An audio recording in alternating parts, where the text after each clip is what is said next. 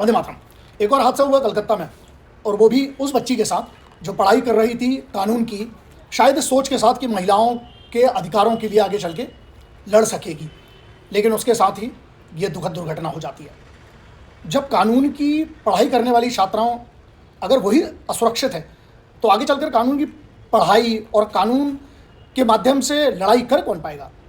इसी बीच राजनीतिक पूरा सर्कस चालू हो जाता है, आरोप प्रत्यारोप सब कुछ। लेकिन ईमानदारी से सभी पार्टियां सॉल्यूशन भी क्यों नहीं काम करती। अगर चाहे तो 10 दिन के अंदर नया बिल पेश करके नया कानून बन सकता है, लेकिन मुद्दा खत्म हो जाएगा तो फिर चुनाव का क्या होगा, चुनाव कैसे लड़े जाएंगे। आपका क्या विचार है इस बारे में, बताइएगा ज़रूर। कब तक वही सैड म्यूजिक के साथ, सेम ग्राफिक्स के साथ, झूम झाम करके बेटियों के दुख दर्द वाले फोटो वीडियो इफेक्ट डाल डालकर सबकी दुकानें चलती रहेंगी। समाधान कहाँ है भाई। समाधान क्यों नहीं सब पार्टी मिलकर एक बार में काम करती है। और अगर सबको असल में महिला सुरक्षा के लिए समाधान चाहिए, तो सबसे पहले ये सर्वाइवल टैक्टिक्स हमको कंपलसरी करना चाहिए। मैं हमेशा से कहता हूँ, इसीलिए इतने साल से मिशन प्रहार चला रहा हूँ। सब गलत बोलते थे, आज वही लोग बुलाते हैं। हर कॉलेज, हर राज्य और केंद्र सरकार के लिए ये सबसे ज़्यादा जो है ना, सबसे ज़्यादा मेरी तरफ से ये डिजिटल पिटीशन है भारत की सरकार के लिए, जो आर्टिकल 51 अल्फा में मुझे परमिट करती है। सीधे सॉल्यूशन, पहला सॉल्यूशन क्या है, फास्टेस्ट न्याय प्रणाली लागू होना चाहिए। 90 दिन में ट्रायल, 30 दिन में चार्जशीट हो, उसको पेश करिए, और अगर जो भी इंचार्ज है उसको सीधे टर्मिनेट करिए। फास्ट ट्रैक कोर्ट में जल्दी से खत्म करिए इसको, ये नहीं कि फास्ट ट्रैक कोर्ट भी स्लो चल रहा है।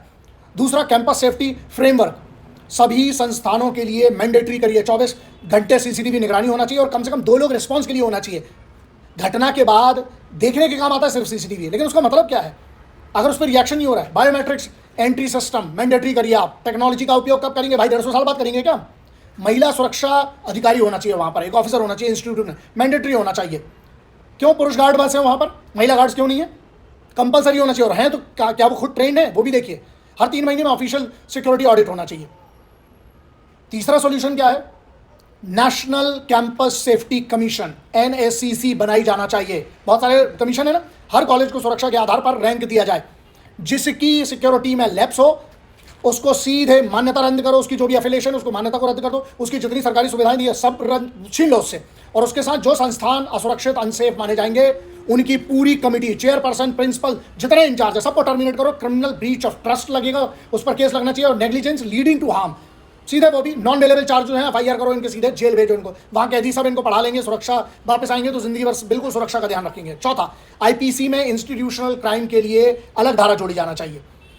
अगर अपराध कॉलेज या हॉस्टल जैसे संस्थानों के भीतर हुआ है, मतलब उसके अंदर हुआ है, तो उस पर सामान्य अपराध से अलग हर क्राइम में सीधे क्रिमिनल लॉ के जितने भयंकर नॉन वेलेबल ऑफेंसेज हैं उनको लगाना कंपलसरी होना चाहिए।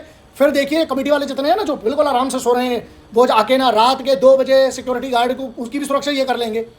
और पांचवा, राजनीति का दखल रोका जाए, बहुत जरूरी है। किसी भी आरोपी का ट्रायल जब तक कॉलेज या संस्थान जब तक चल रहा है और वो कॉलेज में पढ़ने का, सस्पेंड करो उसको, चाहे वो किसी भी संगठन का हो, किसी भी पार्टी का हो, राष्ट्रीय, प्रादेशिक, स्टेट, रीजनल, कुछ किसी का भी हो। क्यों ये सॉल्यूशन आज फिर हमें दोहराने पड़ रहे हैं, सोचिएगा जरूर।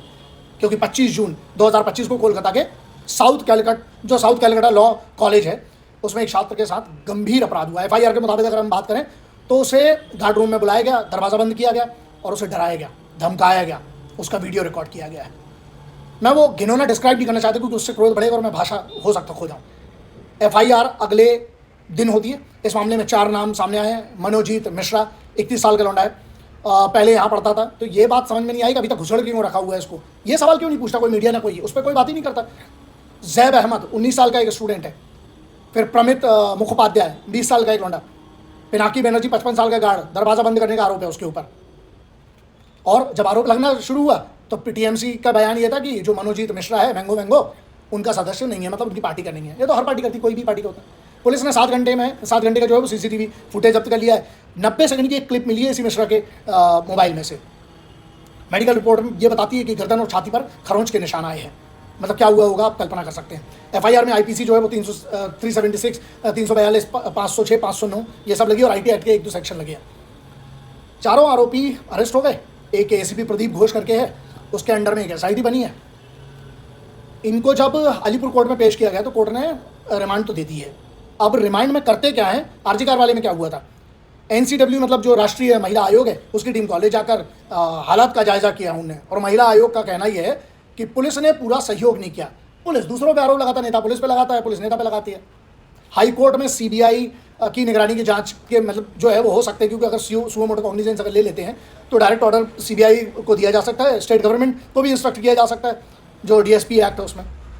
लेकिन ये बताइए कि अब जो बहुत सारे, फिर उसके बाद अलग वो सर्कस शुरू होता है ना, मदन मित्र करके इनका जो एमएलए है उसने बोला कि लड़की को अपनी जान बचाने का सोचना चाहिए, तो पार्टी ने बोल दिया, पार्टी ने उसको नोटिस दे दिया। तो ये सर्कस चल रहा है ना। महुआ मोहित्रा है, उनने कहा कि मिसोजिनी जो है वो सब चीज़ों से परी है। अच्छा, फिर वो कल्याण बनर्जी, उसने एक और पर्सनल स्टेटमेंट मार दिया। बीजेपी जो है, बीजेपी कह रही है कि राज्य सरकार के राज मतलब मुख्यमंत्री इस्तीफा दे, ये वो तो आपको पता ही चलता रहता है, मुख्यमंत्री से इस्तीफे की मांग हो गई। लेकिन क्या इस पूरे शोर में एक चीज़ पीछे रह गई है, उस बच्ची की जिम्मेदारी कोई नहीं ले रहा। उसकी सुरक्षा का जिम्मेदार कौन था?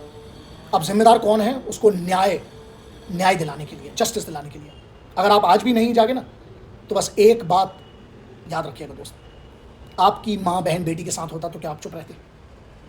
अब ये केस किसी दल का, किसी कॉलेज का, किसी राज्य का नहीं है। मेरे अनुसार ये भारत के सम्मान की, भारत के पूरे सिस्टम की, और हमारे असली जो हमारा चरित्र है ना भारत का, जहाँ माँ कहते हैं, उसी कलकत्ता में दुर्गा की पूजा होती है।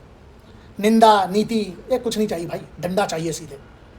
और अब एक रणनीति चाहिए हमें, अब बयान नहीं बदलाव चाहिए। मेरे सीने में नहीं तो तेरे सीने में सही, लेकिन ज्वालामुखी सा एक सैलाब चाहिए। मैं सॉल्यूशन पे इतने साल से काम कर रहा हूँ। मिशन प्रहार उसका नाम है। पिछली बार जब कलकत्ता में हुआ था, मैंने जाके डॉक्टर्स को और लोकल बच्चियों को, हज़ारों बच्चियों को वहाँ ट्रेन किया था मैंने एबीवीपी के साथ। बात ये है ना, जब ये मुद्दे उठते हैं तो एक दो इवेंट होते हैं, दो चार चीज़ें होती हैं, लेकिन जिनकी जिम्मेदारियाँ हैं सरकारों की, राज्य सरकार, केंद्र सरकार की, मैंने अपने सुझाव दिए। वो डिजिटल पिटीशन है, याद रखिएगा आप सभी। मैंने अपने आर्टिकल 51A के तहत और अपने संवैधानिक अधिकार के तहत मैंने पिटीशन दायर की है डिजिटल। मैं इसका फॉलोअप भी करूंगा। लेकिन आप सोचिए, आप इस राष्ट्र के एक नागरिक के तौर पर क्या कर रहे हैं? बहुत सरल है, किसी को गाली बकना, किसी को पक्ष। सॉल्यूशन है तो बात करिए, नहीं है तो फिर आप भी एक समस्या है। देखिए फिर आपके साथ क्या होता है। जय हिंद।